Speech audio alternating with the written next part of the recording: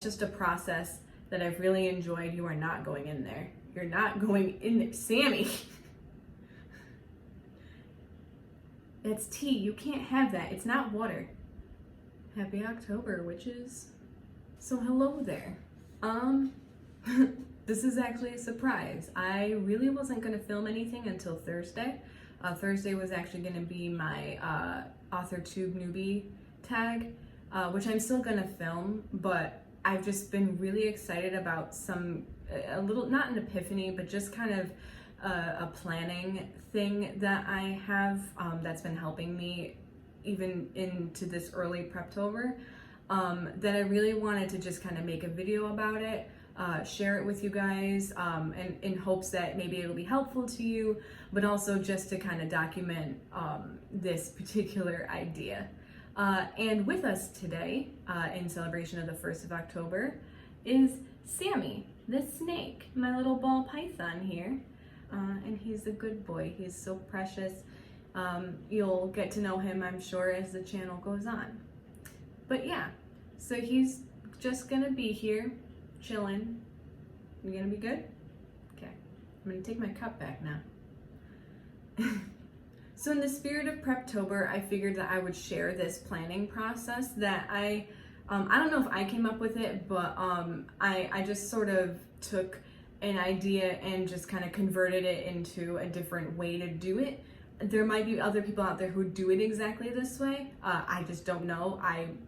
As far as I'm aware, it's an original idea. I figured I would share with it for any planners who maybe are having difficulty or looking for different planning processes. I figured I would share this. So it's essentially a scene blocking process. Sorry, blanked a little bit there. And what it is for Scrivener specifically. You might be able to do it with Google Docs. I can kind of see that maybe working, and you'll see why it might work. I have a screen recording that will come up in a couple seconds or minutes once I'm done finishing talking.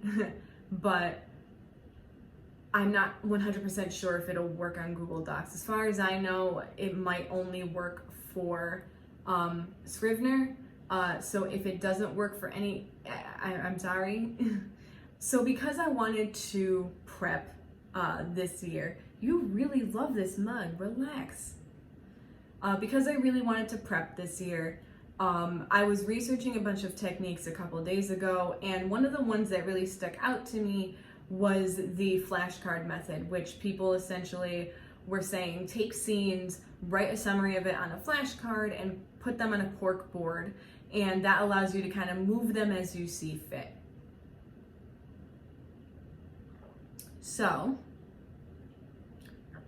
I liked the idea, but I didn't want to get a cork board. So I essentially was messing around with Scrivener and kind of found a way to organize the files in your research section of Scrivener in a very similar way to what would be a cork board of flashcards. I just really like this particular method because it kind of allows for me to organize things, but in a freeing way, and you'll see what I mean in a second. It's very freeing, and it kind of allows you to be creative with it in a way, and I don't know, I really like it, and I'm really excited because I feel it just really, it clicked with me, and I really liked that. Now, to be fair, this is, as I've mentioned, my first actual NaNoWriMo that I will be really trying. I've never finished a NaNoWriMo before, I've never done Preptober before, but when I used to write novels or attempt to write novels in high school, I had essentially naturally just pantsed them. I would have an idea and I would essentially just write and write and write until the idea kind of fizzled out. And as I kind of soul searched and thought about it, I realized the reason why it fizzled out was because I didn't know necessarily where the plot was going to go, or I would just write, I would kind of get to a point where I didn't know how to get to the next spot, and so I just kind of gave up instead of just going and writing that next spot and figuring out later. So I figured the best way to set me up for success in this NaNoWriMo would be to plan things out. I don't know to what extent I'll be planning things out. So far I have character outlines, kind of character boards to get a feel for kind of that character's aesthetic a little bit. And I've just started this particular scene blocking / timeline figuring out method. So we're gonna hop over there. I'm gonna show you the screen recording and then we'll come right back. Okay, so what I'm going to do here is give you an example of what I'm talking about. This is just a kind of a blank slate on Scrivener. I don't want to spoil anything that's happening in Project Strega. It's happening. This is what I use in Project Strega right now as a means to block out all my scenes and time it out. What I'm going to do, here's a basic premise of this example, is we're just going to talk about or make a couple scenes for essentially a girl that's going to get kidnapped for a ritual. A little weird, I know, but welcome to this channel. Are you new here? So, essentially what I do is I want to create a new folder in this research tab here, and we're going to call it scene blocking. You can call it whatever you want at the end of the day. I just call it scene blocking. That's what I like to use it or call it. And in scene blocking, I'm going to be creating different documents for each scene and labeling them after who is the main target or the main topic, character-wise, of the scene. So, for instance, the first example here would be Bethany, I guess, will be our character name, and we're going to name the first scene here Bethany 1. The numbers come into play a little bit later, but just know that the numbers don't necessarily mean chronological order. Just, it's better to number them. If you want to use ABCs, you can do that too. The numbers or letters, whatever you choose, will come into play later. So the idea here is for the first sentence to be, of this document, to be a summary of what you want the scene to be about. So the first scene we'll do is Bethany gets into an argument with her parents while doing her nails, right? She storms off. Okay, so those two sentences are going to essentially encompass exactly what I want to happen in this scene. My biggest recommendation in this particular instance is to keep it as short and concise as possible. It's going to come into play a little bit later. If you know Scrivener and you've worked with Scrivener before, you'll know what I'm talking about, but this comes into play later. So let's go and we'll make another document. And we're going to call this the next scene, and it's going to just be Bethany 2. So we'll summarize again, and we'll say that in this scene, Bethany is walking to her friend's house at night and gets kidnapped by the killer. Okay, again, summary of what happens in this scene. Now, like I said, the names of these particular documents should be who the main focus is of the scene. It won't necessarily be who the point of view is or who your focus is in terms of, like, if you're third person limited, right? In this particular instance, my idea here is I'm going to be limited to Bethany and Bethany's kind of thoughts and point of view, but without being first person Bethany, if that makes sense. So I'm not considering the point of view in a first person, third person synonymous with the topic of the scene. So I say that because in this next scene, we're going to call it Killer 1, right? Because we're going to say here that the killer has Bethany bound up and is beginning his ritual to kill her, right? Okay, so I'm going to get into this in a second, but watch what happens when I go back to the folder here for scene blocking. You get an instant view on what is happening in each scene by a summary, right? I instantly can look at Bethany 1 and say, okay, this is what I had in the idea for this particular scene to happen. Now, what I really like, and it's not going to make sense in this example in terms of moving it around, but I just want to show you what I mean by I like this because I can move it around, is you can literally take this and shift it so that it's now a different quote-unquote timeline. And that's what I really like about doing it this way, because I've had epiphanies, which I'll talk about in a second.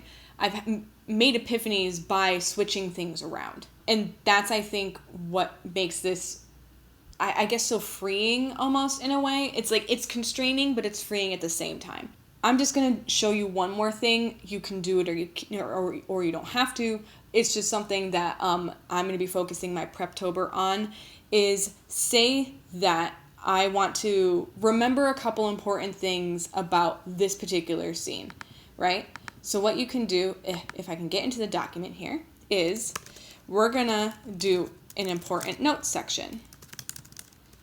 And in order to kind of keep with the visual that we just had here, you're going to have to do the kind of annoying part here of breaking a bunch of times. I've counted 6 is the good number to do. So that's 2, 3, 4,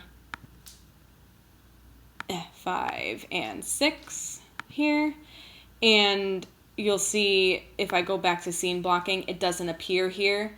So you can still get that instant view of the summaries without the important notes appearing on your view like this.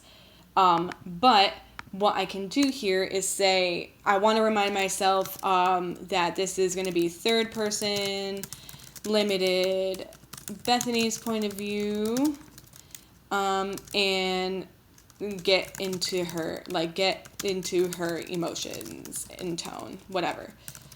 Right? Like, that's just, I want that as a reminder for when I'm writing, right?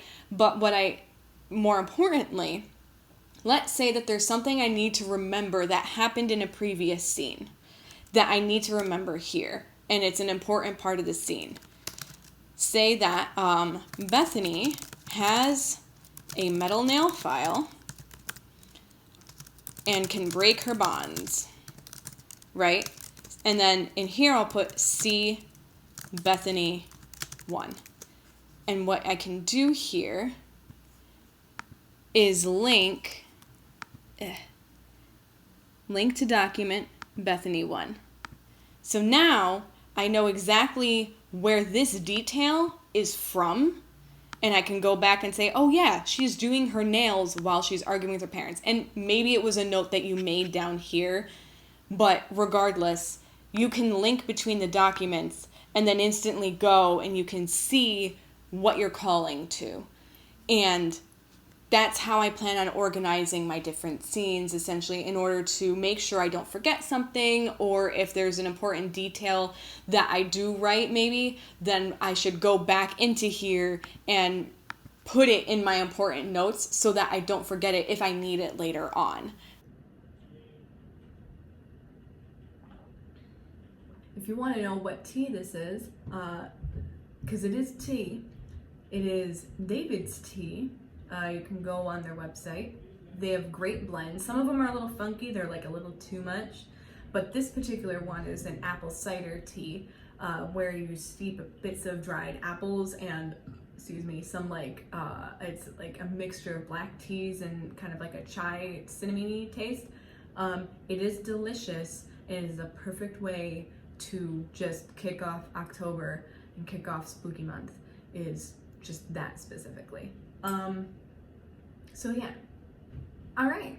So that's pretty much the method. As I said, I don't know if someone has thought of this before, and if they have, if you've thought of this prior to seeing this video, or if you know of someone, let me know, because I just want to know more, not only about how people think and how they're planning, but also different ways as well. So whatever way that you particularly plan and prep for this Preptober, throw it down in the comments, because I really want to know, and I really want to incorporate or try out different things, because this is pretty much I'm pretty much a blank slate. I have no prior knowledge, so any help would be appreciated. What I really liked most about this and why I think it clicks with me so much and why I'm so excited about it is that I had an epiphany with it very quickly.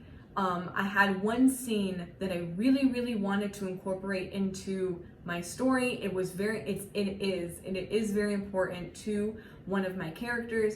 It's important to her backstory, but I didn't know how to incorporate it into the timeline that I had sort of already planned out and the scenes that I had. So I just sort of wrote the summary of it like you saw, and just kind of threw it in there while I was just kind of vomiting out a bunch of scenes that I had just on the brain already.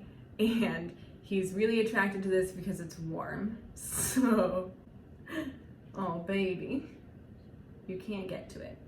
I was just sitting there a couple days ago staring at all the scenes that I had in front of me. I had about 12, and I had realized, oh, I can move these around, and I started shifting that one scene around to where maybe it might be able to fit in. And suddenly I thought, oh my God, this would make a perfect prologue, because I can be in someone else's kind of limited third person point of view, but then instantly change to my main character without it jarring the reader too much. At least I hope. That's kind of the fingers crossed hope moment. And it clicked so well, and I just, it was so satisfying. I loved it. Fuck. Anyway, so I want to hear your guys' opinions. What do you think about the process? Was it too confusing? Were things that I was trying to make sense not make sense? If you need things clarified, let me know. I will do my best to answer in the comments. And yeah, just let me know what you think. Let me know what methods you have for this Preptober. All right, we'll see you guys next time. Bye.